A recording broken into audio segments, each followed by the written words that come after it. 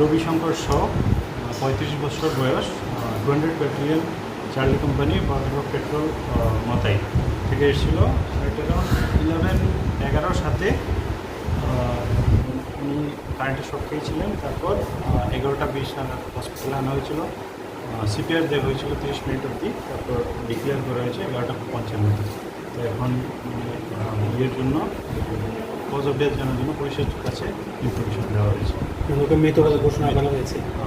তারপর ওনাকে ওনার কেন মারা গিয়েছে ওটার জন্য পুলিশের কাছে ইনফরমেশন দেওয়া হয়েছে।